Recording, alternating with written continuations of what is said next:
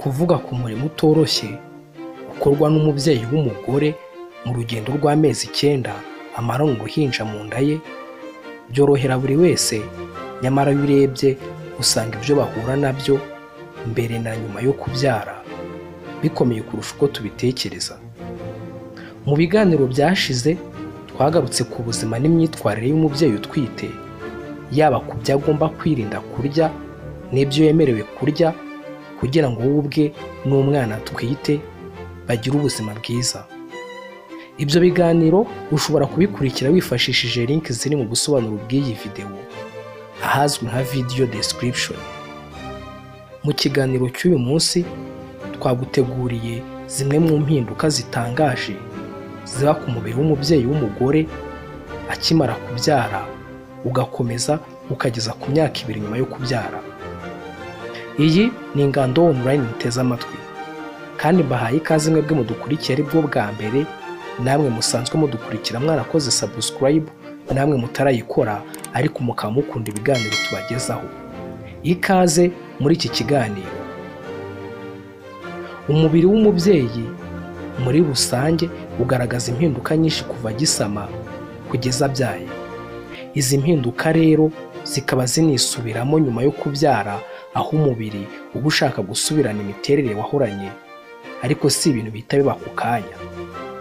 Ikintu cya mbere kiba nyuma y'uko umubyeyi arangije kubyara ni ugutegereza umwanya utari munini wo gusohoka kw'ingobyi y'umwana yabagamo mu gihe yari ari mu nda, izwi ku izina rya placenta.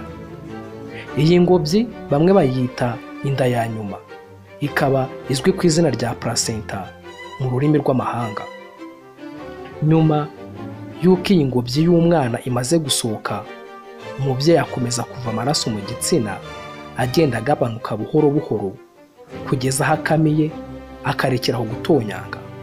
Gusa ibi bitandukanye no kuva nyuma yo kubyara, kuko byo bituma amaraso asohoka ari menshi ku buryo hari aho bikenerwa ko umubyeyi yongererwa amaraso mu gihe yaba yatakaje amaraso menshi.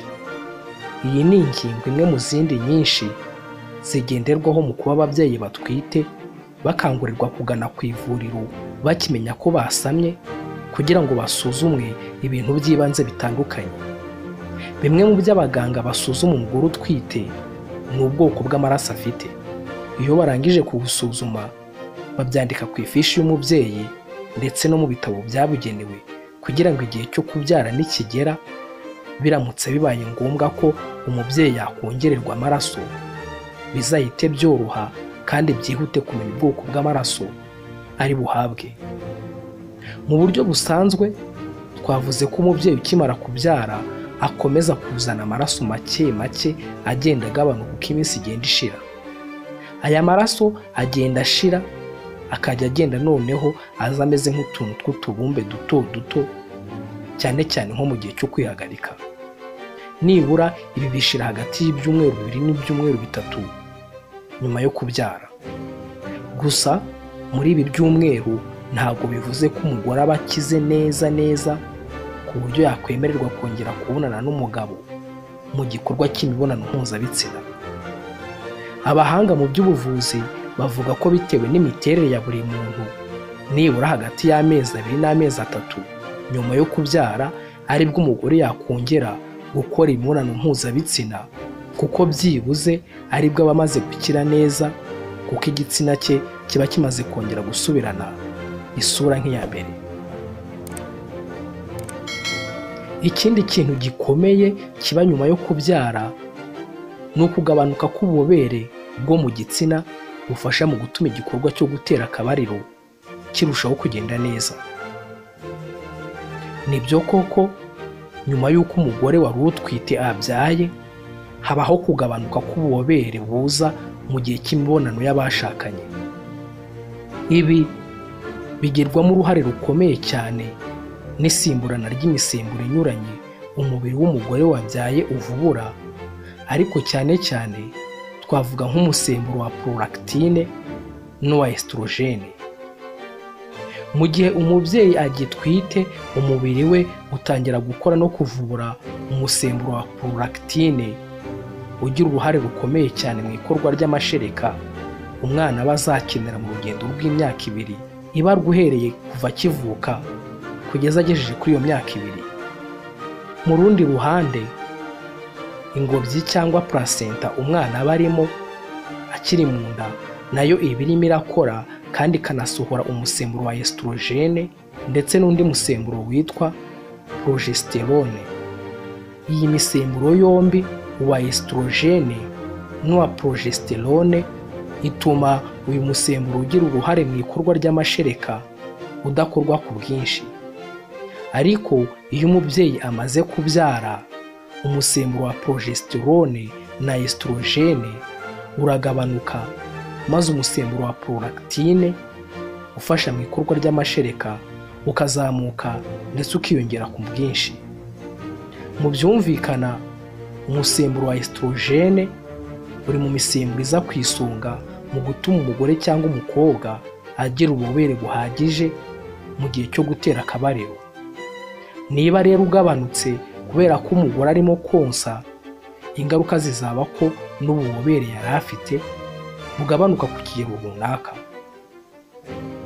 Gusa uretse kuba ububobere bushobora kugabanuka bitewe n'uko umubyeyi yonsa, ububobere nanone bw'umugore bushobora kugabanuka biturutse kuri ibi bikurikira: kuba umugore ageze mu gihe cyo gucura, kuba umura warakomeretse cyangwa warakuwemo. Ububobere nanone bushobora kugabanuka bitewe n'ubwoko bw'imiti runaka ashobora kuba arimo gufata arimo kwivura indwara runaka. Ububobere nanone bushobora kugabanuka bitewe n'ibitekerezo umugore afite bidatuje muri icyo gihe cy'imibonano mpuzabitsina. Aha twavuga nko kuba atishimiye wenda ko agiye gukoresha agakingirizo muri icyo gikorwa, kuba atishimiye uwo bagiye gukorana icyo gikorwa, cyangwa ibindi bitekerezo biri gutuma yumva adatuje cyangwa atishimiye uwo agiye gukorana nawe icyo gikorwa. Ikindi gishobora kugabanya ububobere ni ukoga mu gitsina inshuro zirenze 2 buri munsi. Ibi bishobora guterwa n'ubwoko bunyuranye bw'ibintu runaka wifashisha urimo koga, nk'isabune, indimu cyangwa ibindi bintu bitandukanye utandikiwe na muganga ushobora koga ku myanya ndangagitsina, maze bikagira uruhare mu kugabanya ububobere. Iyi ni ingando online mukomeje gutega amatwi, tukaba dukomeje kubagezaho ibintu bikomeye biba nyuma y'uko umugore amaze kubyara. Ndakwibutsa ko uramutse ufite igitekerezo, ikibazo cyangwa inyunganizi, wabitugezaho binyujije mu mwanya wagenewe comment cyangwa ukatwandikira unyuze ku rukuta rwacu rwa Facebook rwitwa ingando online. Ibitekerezo byanyu tuzabisoma kandi tubasubize.